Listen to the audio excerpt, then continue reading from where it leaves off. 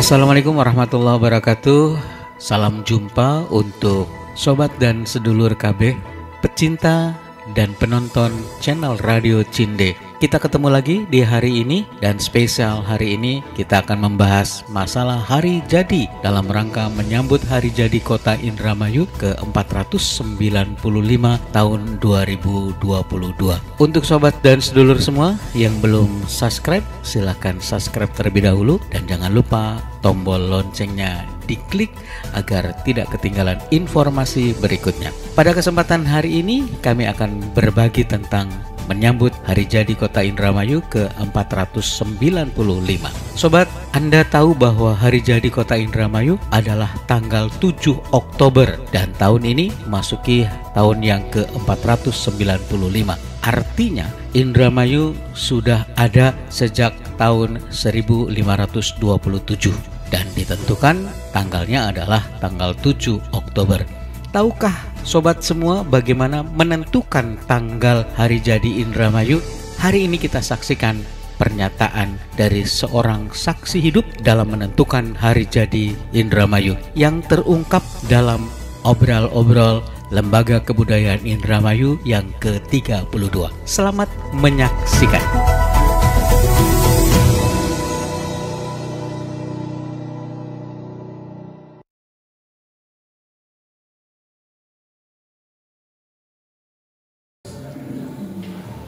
Menanggapi tadi ya, masalah 1527 untuk hari jadi Indramayu, barangkali termasuk juga di sini ya. Jadi pada tahun 1976 itu Bupati almarhum Pak Jahari ingin sekali Indramayu itu punya hari jadi.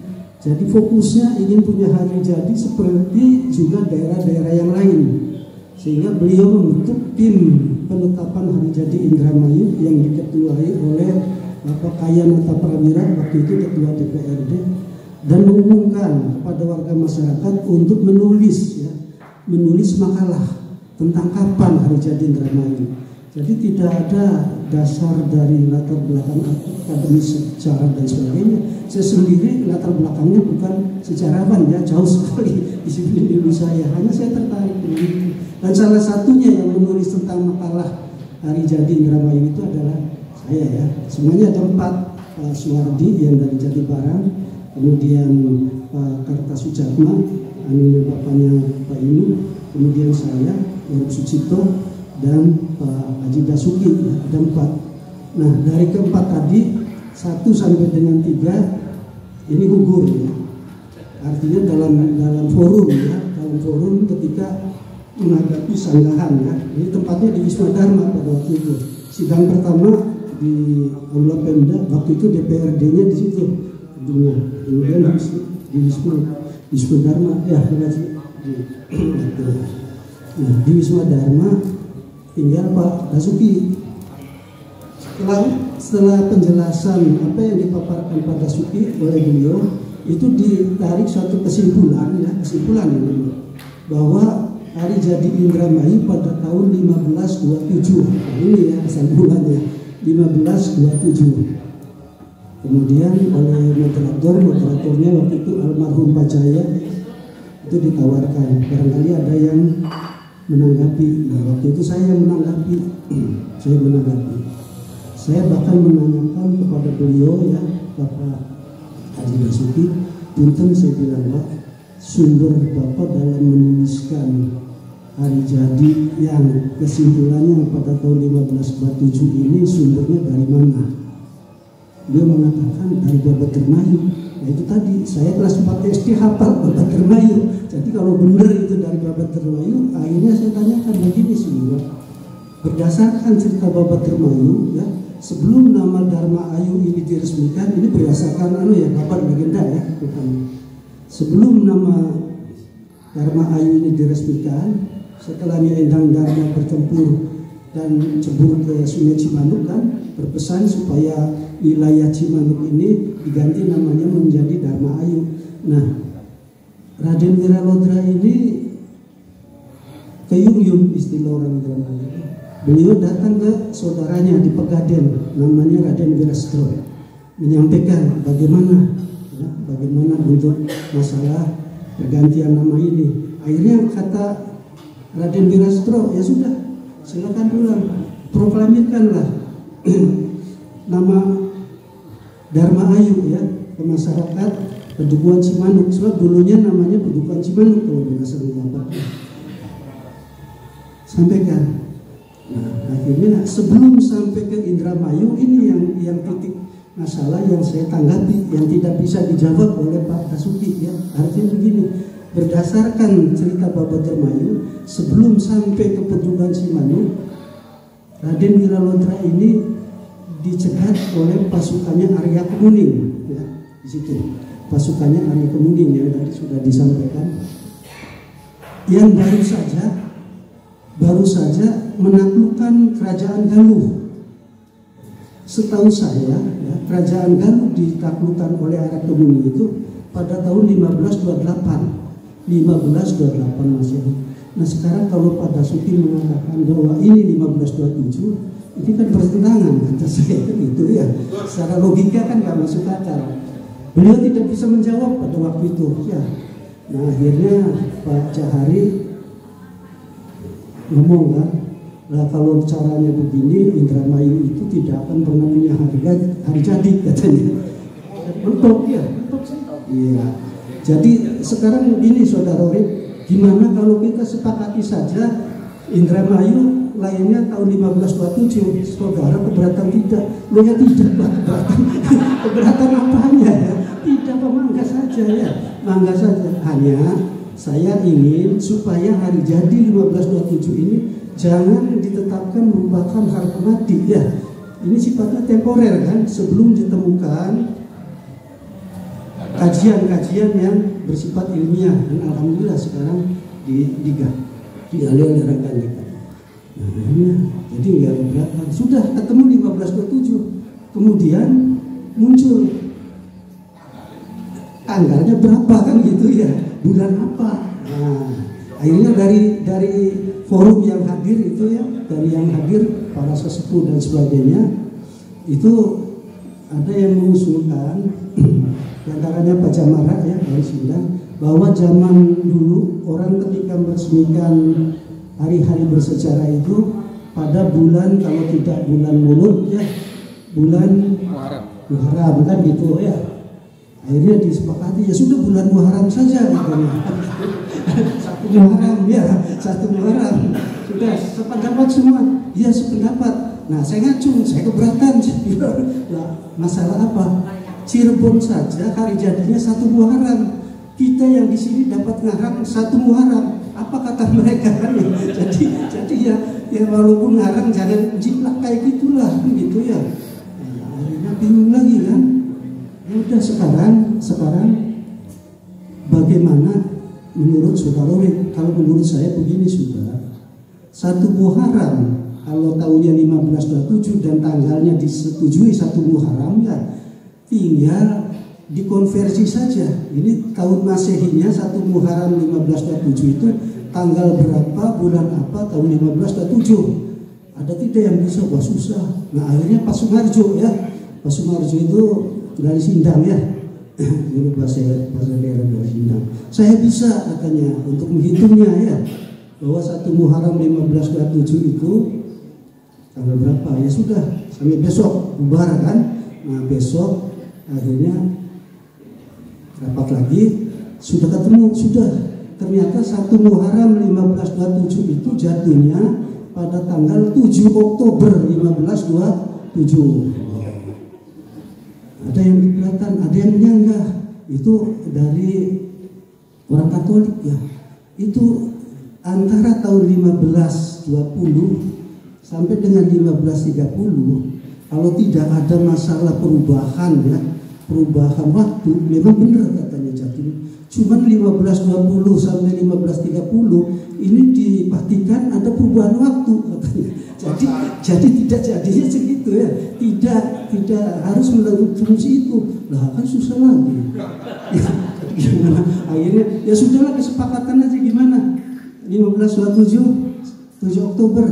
Ya setuju, Saudara Urip setuju tidak? Setuju saya. Kenapa tidak sih?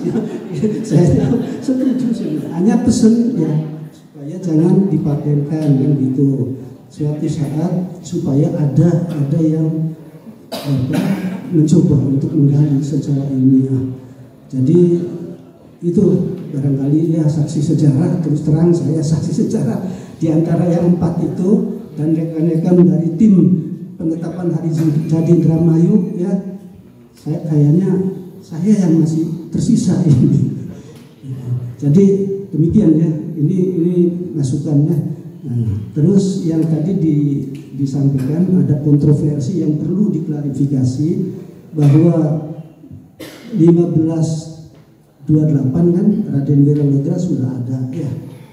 Ini menurut Babat kan, artinya ketemu dengan Arya Kemuning tadi kan ya, bertempur. Sedangkan menurut Dahar Lister itu abad ke-17 kan ya baru ada. Nah ini tolong diklarifikasi, sebab jangan sampai menafikan bahwa karena Arya Wiralodra ini hanya dari Babat, sedangkan itu catatan ilmiah, ini harus disisihkan aja, jangan begitu ya. Masyarakat Indramayu mampek gitu ya, pasti ya, pasti. Jadi artinya ini tinggal diklarifikasi, artinya dari cerita Bapak tadi nyambung, juga dari aspek kajian ilmiah juga nyambung. Dan saya sendiri sangat berbangga dengan para penulis ya, karena ini yang saya tunggu-tunggu, bahwa berdasarkan perda juga ya Sudi, bahwa untuk hari jadi Indramayu ini suatu saat diharapkan ada perubahan, dan ini pada hari ini terjadi melalui media. Terima kasih, itu saja. Assalamualaikum warahmatullahi wabarakatuh. Aplaus dulu untuk Paul, satu pelaku sejarah penentuan hari jadi. Selanjutnya Pak Asro.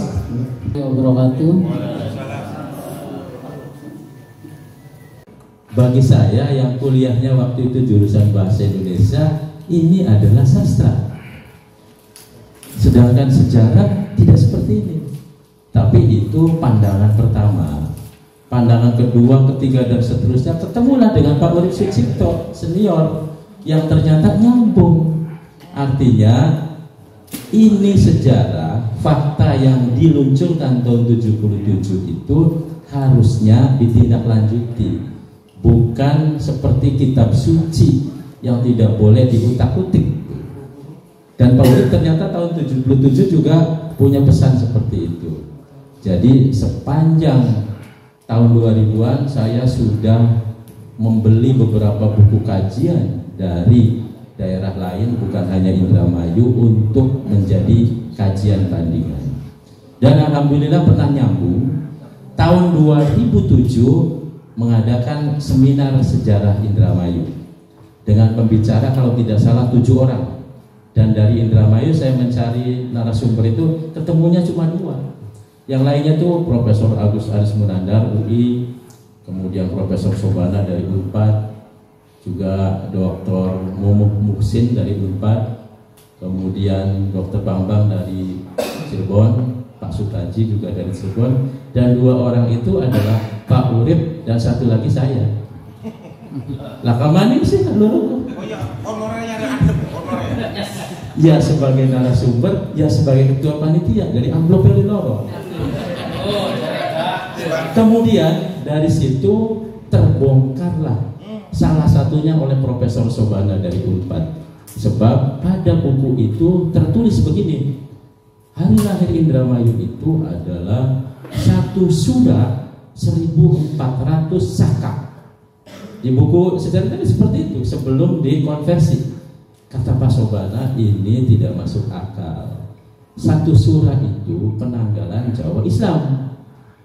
1400 Saka itu penanggalan Hindu. Masa Hindu dengan Islam dicampur?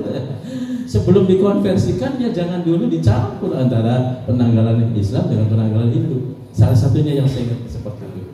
Jadi keraguan itu terus mengiringi dengan modal sendiri, juga termasuk Pak Urip ngulik maning. Dan kebetulan 2017 mengadakan lagi seminar sejarah Indramayu di Gedung Bumi Patra dan memberikan rekomendasi kepada pemerintah Kabupaten Indramayu untuk melakukan penelitian secara serius. Alhamdulillah tidak diapa-apakan. Jadi perjalanan seperti itu tampaknya kita keluar di pinggiran aja. Tetapi tahun ini ya Mas Iskandar ya sudah ditanggapi oleh Bapedalitbang, sekarang namanya Bapedalitbang, untuk melakukan penelitian sejarah Indramayu dari berbagai sisi. Siapa yang melakukan penelitian? Ya orang-orang ini. Bocah ya. Mas Roni, bocah Bidasari, bocah tapi dokter loh. Mas Hatta, bocah dada, tapi filolog Universitas Indonesia. Kemudian Mas Iskandar kerja ini Polda, tapi luruh datanya ini arsip-arsip nasional. Sambo anak Mas Sambo. Itu yang saya kira sebagai awalan. Jadi saya sebagai generasi awal yang mempertanyakan itu merasa senang, merasa gembira ada pelanjut. Pertama, apa yang dipaparkan dalam buku ini adalah jawaban masalah yang sejak tahun 2000-an menggugat eksistensi Wiralodra yang hanya diposisikan sebagai tokoh dongeng.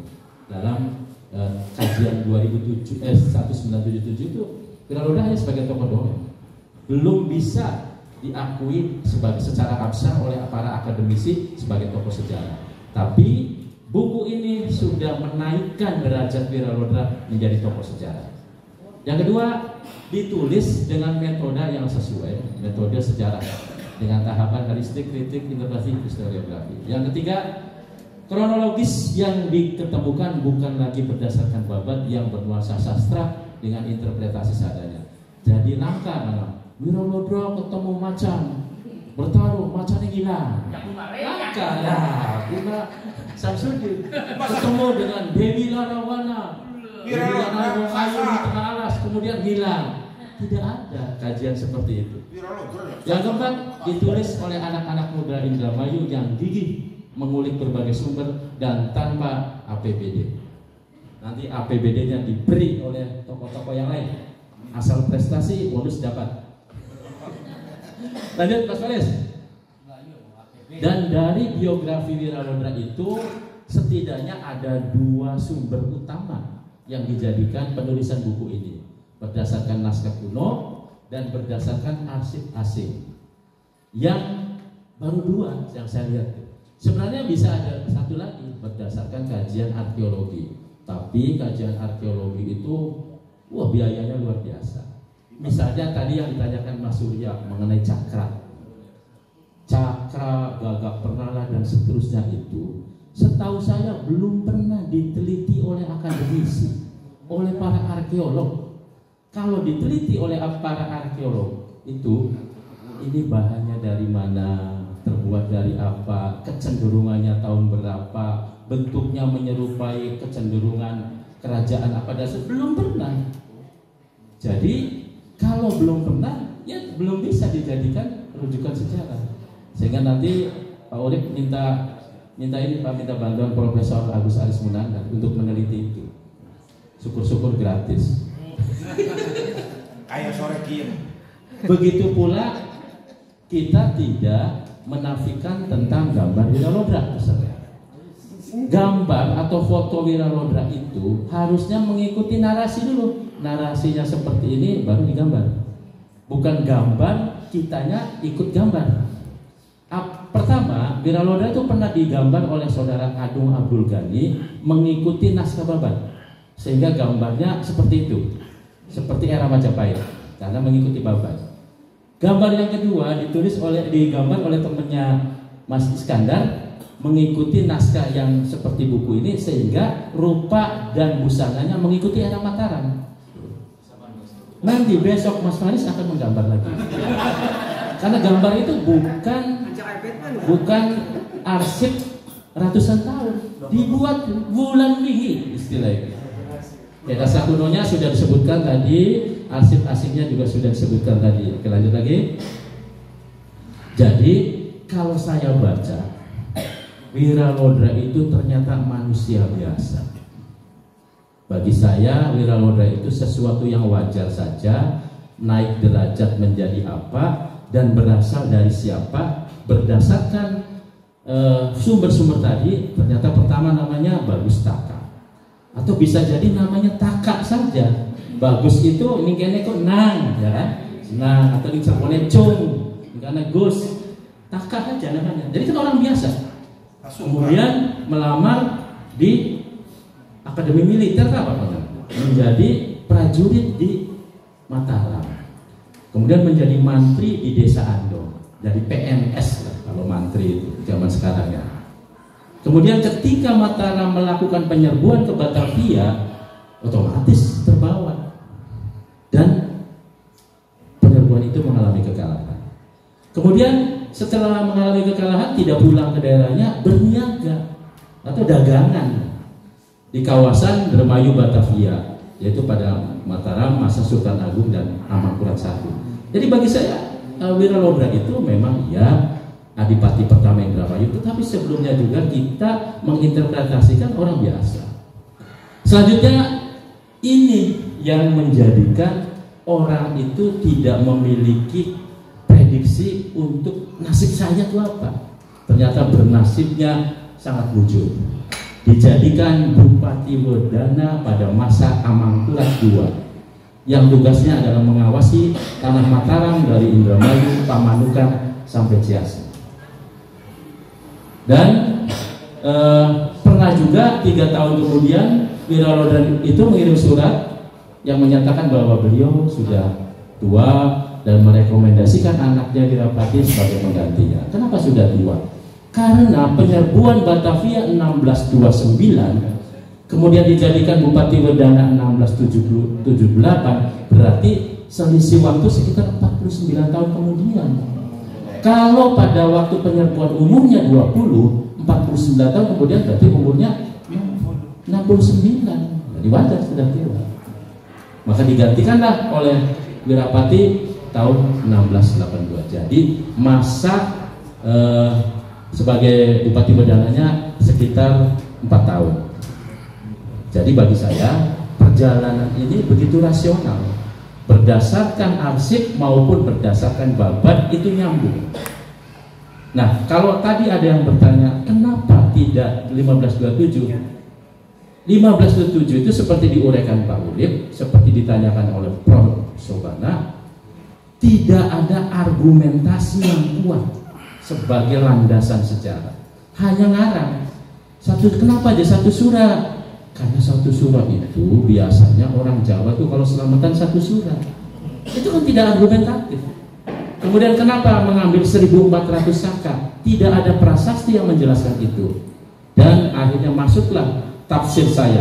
Kenapa 1400 saka? Kenapa 1527? Saya memiliki tafsir mengenai itu karena tahun 1400 saka itu tahun hitung-hitungan, angka-angkanya bagus, yaitu angka keruntuhan Majapahit 0041, sirna ilang kertaning bumi. Jadi mengambil 1400 saka itu menurut saya tidak asal, dikaitkanlah dengan peristiwa yang monumental, keruntuhan Majapahit 1400 saka. Ya udah diambil aja. 1527 itu juga monumental lagi. Jadi tidak asal ambil. Apa peristiwanya? Penyerbuan Fatahillah ke Sunda Kelapa. Itu 1527. Jadi menurut saya tidak asal-asalan, tapi ingin dijadikan bahwa Indramayu itu ada kaitan dengan hal-hal yang